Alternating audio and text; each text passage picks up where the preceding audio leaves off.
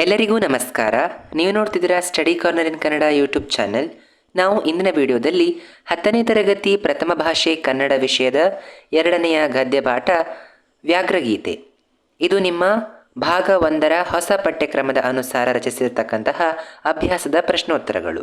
ನಾವು ಇಂದಿನ ವಿಡಿಯೋದಲ್ಲಿ ನಿಮ್ಮ ಈ ಒಂದು ವ್ಯಾಘ್ರಗೀತೆ ಗದ್ಯದ ಸಂಪೂರ್ಣ ಅಭ್ಯಾಸದ ಪ್ರಶ್ನೋತ್ತರಗಳು ಹಾಗೆ ಭಾಷಾಭ್ಯಾಸದ ಪ್ರಶ್ನೋತ್ತರಗಳನ್ನು ಕೂಡ ನಾವು ಇಂದಿನ ವಿಡಿಯೋದಲ್ಲಿ ಪರಿಹರಿಸ್ತಾ ಇದ್ದೇವೆ.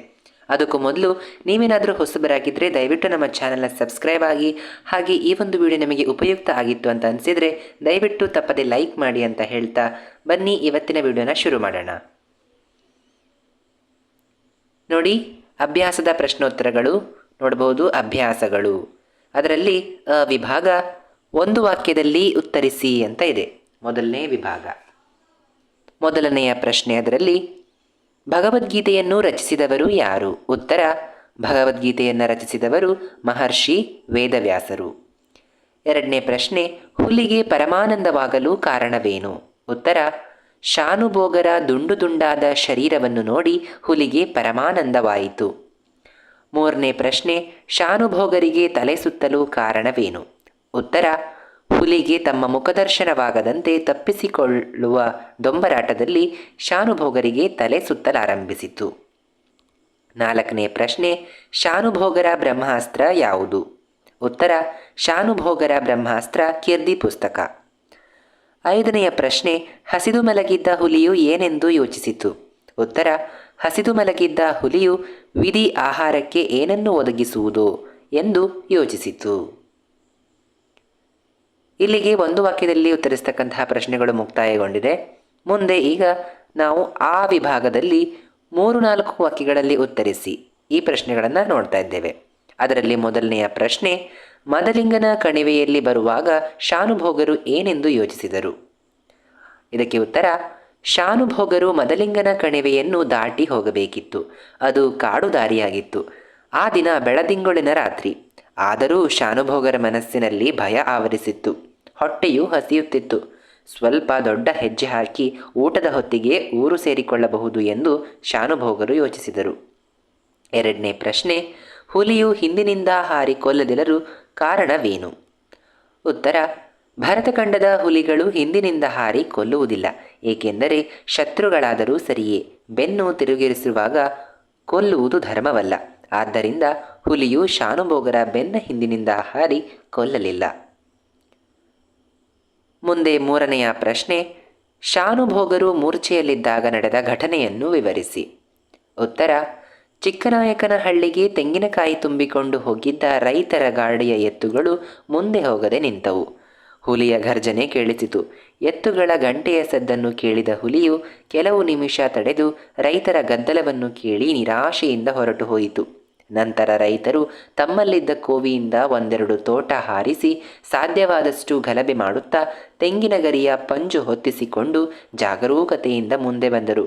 ಮೂರ್ಛೆಯಲ್ಲಿ ಬಿದ್ದಿದ್ದ ಶಾನುಭೋಗರನ್ನು ಕಂಡು ಮುಖದ ಮೇಲೆ ನೀರೆರಚಿ ಎಚ್ಚರಿಸಿದರು. ಮುಂದೆ ಈ ವಿಭಾಗ 8-10 ವಾಕ್ಯಗಳಲ್ಲಿ ಉತ್ತರಿಸಿ.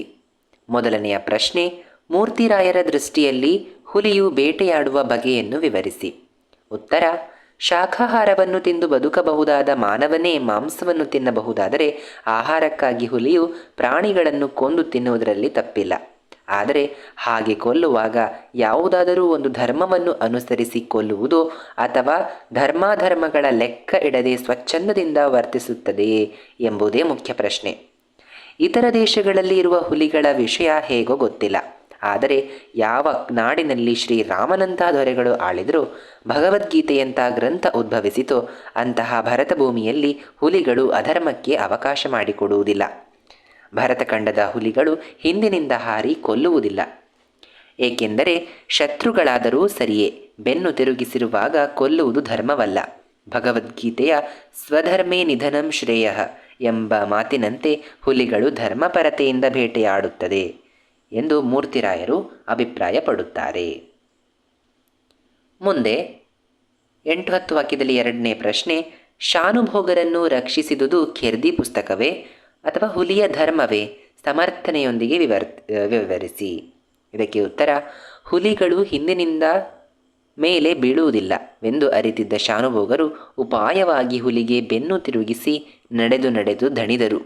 ಆ ವಿಪತ್ತಿನ ಸನ್ನಿವೇಶದಲ್ಲಿ ಅವರಿಗೆ ನೆನಪಾಗಿದ್ದು ಅವರ ಬಳಿಯಿದ್ದ ಕಿರ್ದಿ ಪುಸ್ತಕ. ಅದು ಸದ್ಯಕ್ಕೆ ಅವರ ಬಳಿಯಿದ್ದ ಬ್ರಹ್ಮಾಸ್ತ್ರ. ಆದ್ದರಿಂದ ಹುಲಿಯ ಮುಖಕ್ಕೆ ಬಡಿದಾಗ ಏನಾಯಿತೆಂದು ಅರಿಯಲು ನಿಮಿಷ ಹಿಡಿಯಿತು. ಅದನ್ನೇ ಉಪಯೋಗಿಸಿಕೊಂಡು ಓಡಿದ ಅವರು ಕಲ್ಲು ಎಡವಿ ಬಿದ್ದು ಮೂರ್ಛೆ ಹೋದಾಗ ಅಷ್ಟರಲ್ಲಿ ಅಲ್ಲಿಗೆ ಬರುತ್ತಿದ್ದ ರೈತರ ಶಬ್ದ ಕೇಳಿ ಹುಲಿ ಪಲಾಯನ ಮಾಡಿತು. ಅವರಿಗೆ ಆ ನಿಮಿಷದ ಅವಕಾಶವನ್ನು ಒದಗಿಸಿಕೊಟ್ಟು ಪ್ರಾಣವನ್ನು ಕಾಪಾಡಿದ ಕಿರ್ದಿ ಪುಸ್ತಕದ ಮೇಲೆ ಅವರಿಗೆ ಕೃತಜ್ಞತಾ ಭಾವವಿದೆ. ಕಿರ್ದಿ ಪುಸ್ತಕವೇ ತಮ್ಮ ಜೀವ ಉಳಿಸಿತು ಎಂಬುದು ಅವರ ನಂಬಿಕೆ. ಆದರೆ ನಿಜವಾಗಿ ನೋಡಿದರೆ ಶಾನುಭೋಗರು ಉಳಿದದ್ದು ಕಿರ್ದಿ ಪುಸ್ತಕದಿಂದಲ್ಲ, ಹುಲಿಯ ಧರ್ಮಶ್ರದ್ಧೆಯಿಂದ. ಏಕೆಂದರೆ ಭರತಖಂಡದ ಹುಲಿಗಳು ಹಿಂದಿನಿಂದ ದಾಳಿ ಮಾಡಿ ಕೊಲ್ಲದಿರುವ ಧರ್ಮಶ್ರದ್ಧೆಯ ಗುಣ ಮನಸ್ಸು ಮಾಡಿದ್ದರೆ ಹುಲಿ ಯಾವಾಗಲೂ ಶಾನುಭೋಗರನ್ನು ಕೊಲ್ಲಬಹುದಿತ್ತು. ಆದರೆ ಹುಲಿಯ ಶ್ರದ್ಧೆಯೇ ಶಾನುಭೋಗರು ಹುಲಿಯಿಂದ ಪಾರಾಗಲು ಕಾರಣವಾಯಿತು ಎಂದು ಹೇಳಬಹುದು. ಮುಂದೆ ಈ ವಿಭಾಗ ಸಂದರ್ಭದೊಡನೆ ಸ್ವಾರಸ್ಯವನ್ನು ವಿವರಿಸಿ ಬರೆಯಿರಿ. ಅದರಲ್ಲಿ ಮೊದಲನೇ ಪ್ರಶ್ನೆ, ಖಂಡವಿದೆಕೋ ಮಾಂಸವಿದೆಕೋ ಗುಂಡಿಗೆಯ ಬಿಸಿ ರಕ್ತವಿದೆಕೋ? ಆಯ್ಕೆ: ಈ ವಾಕ್ಯವನ್ನು ಶ್ರೀ ಎನ್ ಮೂರ್ತಿರಾವ್ ಅವರು ರಚಿಸಿರುವ ಸಮಗ್ರ ಲಲಿತ ಪ್ರಬಂಧಗಳು ಕೃತಿಯಿಂದ ಆಯ್ದ ವ್ಯಾಘ್ರಗೀತೆ ಎಂಬ ಗದ್ಯಭಾಗದಿಂದ ಆರಿಸಿಕೊಳ್ಳಲಾಗಿದೆ. ಸಂದರ್ಭ: ಮದಲಿಂಗನ ಕಣಿವೆಯ ಕಾಲುದಾರಿಯಲ್ಲಿ ಶಾನುಭೋಗರ ಬೆನ್ನ ಹಿಂದೆ ಬಂದ ಹುಲಿಯು ವೈರಿಯಾದರೂ ಸರಿಯೇ ಹಿಂದಿನಿಂದ ಹಾರಿ ಕೊಲ್ಲಬಾರದು ಎಂಬ ತನ್ನ ಧರ್ಮವನ್ನು ನೆನೆದು ಗೊಂದಲದಲ್ಲಿ ಇದ್ದ ಸಂದರ್ಭದಲ್ಲಿ ಪುಣ್ಯಕೋಟಿಯ ಈ ಮಾತನ್ನು ಲೇಖಕರು ನೆನಪಿಸಿಕೊಳ್ಳುತ್ತಾರೆ. ಸ್ವಾರಸ್ಯ: ತನ್ನನ್ನು ತಿನ್ನಲು ಆಹ್ವಾನ ಕೊಟ್ಟಾಗಲೂ ಹುಲಿರಾಯ ಸತ್ಯವ್ರತೆಯಾದ ಪುಣ್ಯಕೋಟಿಯನ್ನು ತಿನ್ನದೆ ಪ್ರಾಣ ಬಿಟ್ಟು ತನ್ನ ಆದರ್ಶವನ್ನು ಹಾಗೂ ಧರ್ಮಶ್ರದ್ಧೆಯನ್ನು ಮೆರೆಯಿತು ಎಂಬುದನ್ನು ಈ ವಾಕ್ಯದಲ್ಲಿ ಸ್ವಾರಸ್ಯಪೂರ್ಣವಾಗಿ ಅಭಿವ್ಯಕ್ತಪಡಿಸಲಾಗಿದೆ. ಮುಂದೆ ಎರಡನೇ ಸಂದರ್ಭ, ಸ್ವಧರ್ಮೇ ನಿಧನಂ ಶ್ರೇಯಃ. ಆಯ್ಕೆ: ಈ ವಾಕ್ಯವನ್ನು ಶ್ರೀ ಎನ್ ಮೂರ್ತಿರಾವ್ ಅವರು ರಚಿಸಿರುವ ಸಮಗ್ರ ಲಲಿತ ಪ್ರಬಂಧಗಳು ಕೃತಿಯಿಂದ ಆಯ್ದ ವ್ಯಾಘ್ರಗೀತೆ ಎಂಬ ಗದ್ಯಭಾಗದಿಂದ ಆರಿಸಿಕೊಳ್ಳಲಾಗಿದೆ. ಸಂದರ್ಭ: ಮದಲಿಂಗನ ಕಣಿವೆಯ ಕಾಲುದಾರಿಯಲ್ಲಿ ಶಾನುಭೋಗರ ಬೆನ್ನ ಹಿಂದೆ ಬಂದ ಹುಲಿಯು ವೈರಿಯಾದರೂ ಸರಿಯೇ ಹಿಂದಿನಿಂದ ಹಾರಿ ಕೊಲ್ಲಬಾರದು ಎಂಬ ತನ್ನ ಧರ್ಮವನ್ನು ನೆನೆದು ಗೊಂದಲದಲ್ಲಿ ಇದ್ದ ಸಂದರ್ಭದಲ್ಲಿ ಹುಲಿಗೆ ಭಗವದ್ಗೀತೆಯ ಈ ಮಾತು ನೆನಪಿಗೆ ಬಂದಿತು. ಸ್ವಾರಸ್ಯ: ಸದ್ವಂಶದಲ್ಲಿ ಜನಿಸಿದ ಹುಲಿಯು ಶಾನುಭೋಗರ ಬೆನ್ನ ಹಿಂದಿನಿಂದ ಆಕ್ರಮಣ ಮಾಡದೆ ಭಗವದ್ಗೀತೆಯ ಈ ಮಾತನ್ನು ನೆನೆಯುವುದು ಇಲ್ಲಿ ಸ್ವಾರಸ್ಯಪೂರ್ಣವಾಗಿದೆ. ಮುಂದೆ ಮೂರನೆಯ ವಾಕ್ಯ, ದೇವರೇ ಮರ ಹತ್ತುವಷ್ಟು ಅವಕಾಶ ಕರುಣಿಸು. ಆಯ್ಕೆ: ಈ ವಾಕ್ಯವನ್ನು ಶ್ರೀ ಎನ್ ಮೂರ್ತಿರಾವ್ ಅವರು ರಚಿಸಿರುವ ಸಮಗ್ರ ಲಲಿತ ಪ್ರಬಂಧಗಳು ಕೃತಿಯಿಂದ ಆಯ್ದ ವ್ಯಾಘ್ರಗೀತೆ ಎಂಬ ಗದ್ಯಭಾಗದಿಂದ ಆರಿಸಿಕೊಳ್ಳಲಾಗಿದೆ. ಸಂದರ್ಭ: ಮದಲಿಂಗನ ಕಣಿವೆಯ ದಾರಿಯಲ್ಲಿ ಹುಲಿಯ ಆಕ್ರಮಣದಿಂದ ತಪ್ಪಿಸಿಕೊಳ್ಳಲು ಶಾನುಭೋಗರು ಕಿರ್ದಿ ಪುಸ್ತಕವನ್ನು ಹುಲಿಯ ಮುಖದ ಮೇಲೆ ಎಸೆದು ಮರದ ಕಡೆ ಓಡಿದ ಸಂದರ್ಭದಲ್ಲಿ ಈ ಮಾತನ್ನು ಹೇಳುತ್ತಾರೆ. ಸ್ವಾರಸ್ಯ: ಸಂಕಟ ಬಂದಾಗ ವೆಂಕಟರಮಣ ಎಂಬಂತೆ ಶಾನುಭೋಗರು ಹುಲಿಯಿಂದ ತಪ್ಪಿಸಿಕೊಳ್ಳಲು ಅವಕಾಶ ಮಾಡಿಕೊಡು ಎಂದು ದೇವರನ್ನು ಪ್ರಾರ್ಥಿಸುವುದು ಬಹು ಸ್ವಾರಸ್ಯಪೂರ್ಣವಾಗಿದೆ. ಮುಂದೆ ನಾಲ್ಕನೇ ಪ್ರಶ್ನೆ, ನಾನು ಮುಖಮೇಲಾಗಿ ಬಿದ್ದಿದ್ದೇನೆ. ಆಯ್ಕೆ: ಈ ವಾಕ್ಯವನ್ನು ಶ್ರೀ ಎನ್ ಮೂರ್ತಿರಾವ್ ಅವರು ರಚಿಸಿರುವ ಸಮಗ್ರ ಲಲಿತ ಪ್ರಬಂಧಗಳು ಕೃತಿಯಿಂದ ಆಯ್ದ ವ್ಯಾಘ್ರಗೀತೆ ಎಂಬ ಗದ್ಯಭಾಗದಿಂದ ಆರಿಸಿಕೊಳ್ಳಲಾಗಿದೆ. ಸಂದರ್ಭ: ಶಾನುಭೋಗರು ಹುಲಿಯ ಆಕ್ರಮಣದಿಂದ ಹೆದರಿ ಮರ ಹತ್ತಲು ಓಡುವಾಗ ಕಲ್ಲನ್ನು ಎಡವಿ ಬಿದ್ದು ಪ್ರಜ್ಞೆ ತಪ್ಪಿದಾಗ ಅದೇ ದಾರಿಯಲ್ಲಿ ಹೋಗುತ್ತಿದ್ದ ರೈತರು ಅವರ ಮುಖದ ಮೇಲೆ ನೀರೆರಚಿ ಎಚ್ಚರಿಸಿದಂತಹ ಸಂದರ್ಭದಲ್ಲಿ ಈ ಮಾತನ್ನು ಹೇಳುತ್ತಾರೆ. ಸ್ವಾರಸ್ಯ: ನಾನು ಪ್ರಜ್ಞೆ ತಪ್ಪಿ ಬಿದ್ದಿದ್ದಾಗ ಹುಲಿಯು ಏಕೆ ಎಳೆದುಕೊಂಡು ಹೋಗಲಿಲ್ಲ ಎಂಬ ಸಮಸ್ಯೆಗೆ ಶಾನುಭೋಗರು ಈ ಪ್ರಶ್ನೆಯ ಮೂಲಕ ಉತ್ತರ ಕಂಡುಕೊಳ್ಳುವುದು ಇಲ್ಲಿ ಸ್ವಾರಸ್ಯಪೂರ್ಣವಾಗಿದೆ. ಮುಂದೆ ಐದನೆಯ ಸಂದರ್ಭ, ಹುಲಿ ಈಗ ಎಷ್ಟು ಹಸಿದಿರಬೇಕು? ಆಯ್ಕೆ: ಈ ವಾಕ್ಯವನ್ನು ಶ್ರೀ ಎನ್ ಮೂರ್ತಿರಾವ್ ಅವರು ರಚಿಸಿರುವ ಸಮಗ್ರ ಲಲಿತ ಪ್ರಬಂಧಗಳು ಕೃತಿಯಿಂದ ಆಯ್ದ ವ್ಯಾಘ್ರಗೀತೆ ಎಂಬ ಗದ್ಯಭಾಗದಿಂದ ಆರಿಸಿಕೊಳ್ಳಲಾಗಿದೆ. ಸಂದರ್ಭ: ಮದಲಿಂಗನ ಕಣಿವೆಯ ದಾರಿಯಲ್ಲಿ ಹುಲಿಯ ಆಕ್ರಮಣದಿಂದ ತಪ್ಪಿಸಿಕೊಂಡ ಶಾನುಭೋಗರು ಜೀವಸಹಿತ ಮನೆಗೆ ಬಂದು ರಸದೂಟವನ್ನು ಮಾಡಿದ ಸಂದರ್ಭದಲ್ಲಿ ಈ ಮಾತನ್ನು ಹೇಳುತ್ತಾರೆ. ಸ್ವಾರಸ್ಯ: ನಾನು ಹುಲಿಯಿಂದ ತಪ್ಪಿಸಿಕೊಂಡು ಬಂದು ರಸದೂಟವನ್ನು ಮಾಡುತ್ತಿದ್ದೇನೆ. ಆದರೆ ನನ್ನನ್ನು ಕೊಲ್ಲಲು ಬಂದ ಹುಲಿಯು ಕೊಲ್ಲಲಾಗದೆ ಹಸಿವಿನಿಂದ ಬಳಲುತ್ತಿರಬಹುದು ಎಂದು ಶಾನುಭೋಗರು ಹೇಳುವುದು ಸ್ವಾರಸ್ಯಪೂರ್ಣವಾಗಿದೆ. ಮುಂದೆ ಉ ವಿಭಾಗ ಬಿಟ್ಟಿರುವ ಸ್ಥಳವನ್ನು ಸೂಕ್ತ ಉತ್ತರದಿಂದ ತುಂಬಿರಿ ಅಂತ ಕೊಟ್ಟಿದ್ದಾರೆ. ಅದರಲ್ಲಿ ಮೊದಲನೇದು ಮಂತ್ರಿತ್ವ ಹೋಗಿ ಕೇವಲ ಡ್ಯಾಶ್ ಮಾತ್ರ ಉಳಿದಿತ್ತು. ಏನು? ಶಾನುಭೋಗಿಕೆ. ಎರಡನೇ ಪ್ರಶ್ನೆ ಕೀರ್ತಿ ಪುಸ್ತಕ ಡ್ಯಾಶ್ ಬ್ರಹ್ಮಾಸ್ತ್ರ. ಇಲ್ಲಿ ಶಾನುಭೋಗರ ಬ್ರಹ್ಮಾಸ್ತ್ರ.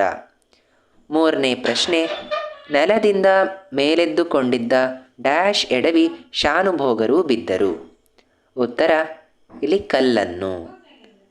ನಾಲ್ಕನೇ ಪ್ರಶ್ನೆ ರೈತರು ತಿಂಗಳ ಬೆಳಕಿನಲ್ಲಿ ಗಾಡಿ ಹೊಡೆಯುತ್ತಿದ್ದರು. ಇಲ್ಲಿ ಗಾಡಿ ಅನ್ನುವಂಥದ್ದು ಸರಿಯಾದ ಉತ್ತರ. ಐದನೇ ಪ್ರಶ್ನೆ ಶಾನುಭೋಗರು ಉಳಿದದ್ದು ಡ್ಯಾಶ್ ಪುಸ್ತಕದಿಂದಲ್ಲ. ಯಾವ ಪುಸ್ತಕದಿಂದಲ್ಲ? ಕೀರ್ತಿ ಪುಸ್ತಕದಿಂದ ಅಲ್ಲ. ಇದು ಉ ವಿಭಾಗದ್ದು. ಮುಂದೆ ನೋಡಿ, ಈಗ ಬರ್ತಕ್ಕಂಥದ್ದು ಭಾಷಾ ಚಟುವಟಿಕೆಯಲ್ಲಿ.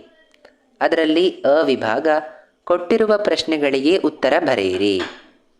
ಅದರಲ್ಲಿ ಒಂದನೇ ಪ್ರಶ್ನೆ ಅಂತ ಇದೆ, ಕನ್ನಡ ಸಂಧಿಗಳನ್ನು ಹೆಸರಿಸಿ ಎರಡೆರಡು ಉದಾಹರಣೆಗಳನ್ನು ಬರೆಯಿರಿ ಅಂತ ಕೊಟ್ಟಿದ್ದಾರೆ ನಿಮ್ಮ ಭಾಷಾ ಚಟುವಟಿಕೆಯಲ್ಲಿ. ಅದರಲ್ಲಿ ಮೊದಲನೇದು ಲೋಪಸಂಧಿ. ಇದಕ್ಕೆ ಉದಾಹರಣೆ ರಸದೂಟ ಅಥವಾ ಕಲ್ಲನ್ನು ಅಂತ ಬರೀಬೋದು.